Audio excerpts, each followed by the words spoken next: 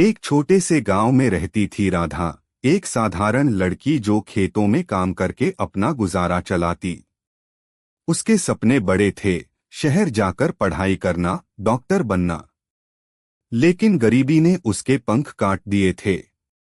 फिर आया उसकी जिंदगी में राजू, गांव का ही एक मेहनती लड़का। राजू ट्रक ड्राइवर था, जो रात दिन मेहनत करता ताकि परिवार को भूख न सताए। पहली नजर में ही दोनों को प्यार हो गया।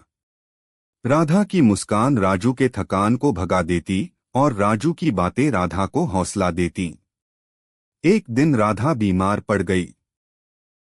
डॉक्टर ने कहा ऑपरेशन जरूरी है, लाखों रुपए लगेंगे। गांव वालों ने सिर झुका लिया। लेकिन राजू ने हार नहीं मानी। उसने कहा, राधा, हमारा प्यार पहाड़ हिला देगा। वह रात दिन ट्रक चलाने लगा, दो शिफ्टें। गांव के अमीर सेठ से मदद मांगी, लेकिन सेठ ने ठुकरा दिया। राजू ने फैसला किया, अपनी जमीन बेचेगा। मां ने रोते हुए कहा, बेटा, ये हमारा एकमात्र सहारा है। राजू बोला, मां, प्यार के आगे सब छोटा है। राधा जिएगी तो हम सब जिएंगे। महीनों की मेहनत के बाद पैसे जमा हुए। ऑपरेशन सफल रहा। राधा ठीक हुई तो राजू के चेहरे पर खुशी लौट आई। लेकिन राजू की तबीयत बिगड़ गई, थकान से हार्ट प्रॉब्लम। अब राधा की बारी थी। उसने कहा, राजू, अब मैं संभालूंगी। राधा ने छोटे मोटे काम शुरू किए, पड़ोसियों से मदद ली। धीरे धीरे दोनों ने मिलकर एक छोटा सा स्कूल खोला गांव में। बच्चे पढ़ने लगे और दोनों का प्यार सबके लिए मिसाल बन गया। आज वे गांव के हीरो हैं। उनकी कहानी सिखाती है, सच्चा प्रेम सिर्फ रोमांस नहीं, बल्कि एक दूसरे के लिए त्याग, हौसला और संघर्ष की ताकत है। जब जिंदगी रुक जाए, प्यार चल पड़ता है। मेहनत करो, हार मत मानो, क्योंकि प्रेम की शक्ति असीम है। प्रेरणा, यह कहानी बताती है कि प्रेम में विश्वास रखो तो कोई सपना असंभव नहीं। तुम्हारा प्यार भी तुम्हें ऊंचाइयों पर ले जाएगा। क्या आप इस कहानी को और लंबा बनवाना चाहते हैं या किसी खास ट्विस्ट के साथ दूसरी कहानी सुने?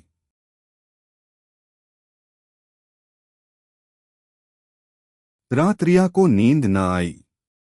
आरव के शब्द उसके कानों में गूंज रहे थे।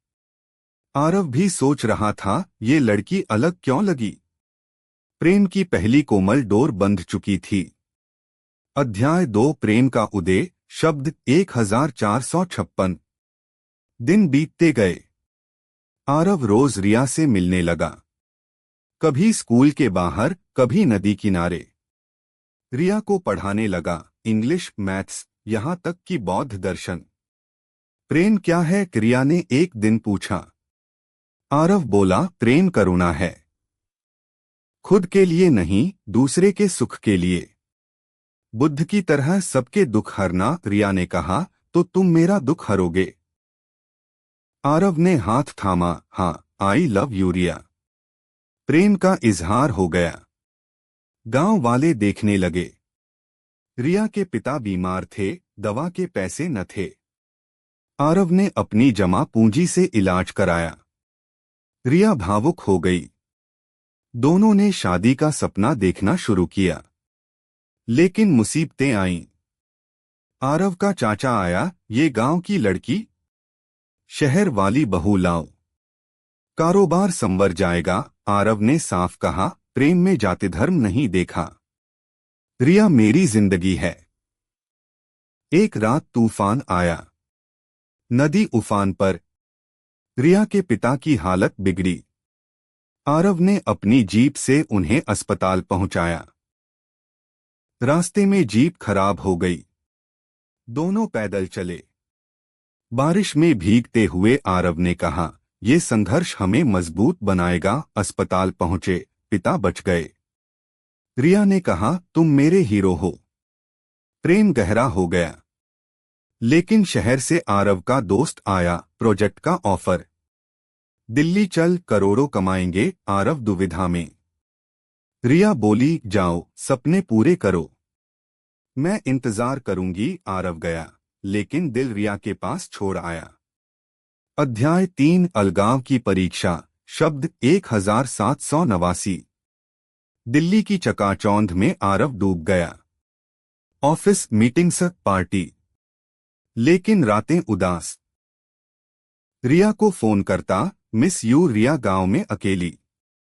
स्कूल चलाती, पिता की देखभाल। एक दिन चाचा ने दबाव डाला, शादी कर लो किसी और से। रिया ने मना कर दिया। आरव ही आएगा। आरव का प्रोजेक्ट सफल हुआ, प्रमोशन मिला। लेकिन एक लड़की, प्रिया, नजदीक आई। अमीर घराने की। आरव, शादी कर लो मुझसे। आरव ने सोचा, रिया से दूर हूं, शायद ये सही। लेकिन बौद्ध मठ जाकर ध्यान किया। प्रेम आसक्ति नहीं, मुक्ति है। उसने प्रिया को ठुकरा दिया। रिया को कॉल किया, आई एम कमिंग बैक।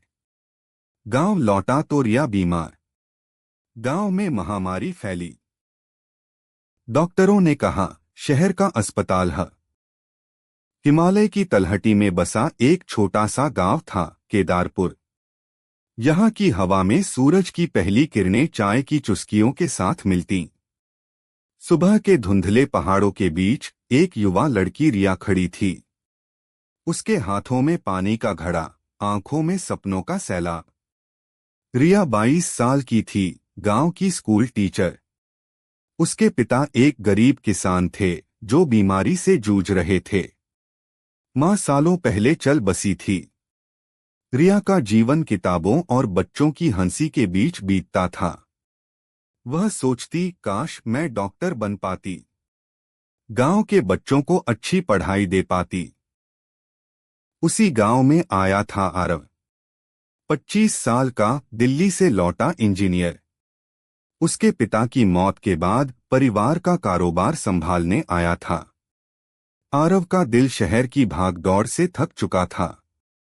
वह सुबह सुबह पहाड़ चढ़ता, ध्यान लगाता, बौद्ध मठ के पास जाकर बैठता। एक दिन मठ के रास्ते पर पानी का घड़ा फिसला। रिया का पानी बहने लगा। आरव ने दौड़कर घड़ा पकड़ा। उनकी नजरें मिली। रिया शर्मा गई, थैंक यू भैया। आरव मुस्कुराया, भैया नहीं, आरव कहो। और ये पानी बह गया। चलो मैं मदद करता हूं नया भरने में। दोनों साथ चले। रास्ते में बातें हुई। रिया ने बताया अपने सपनों के बारे में।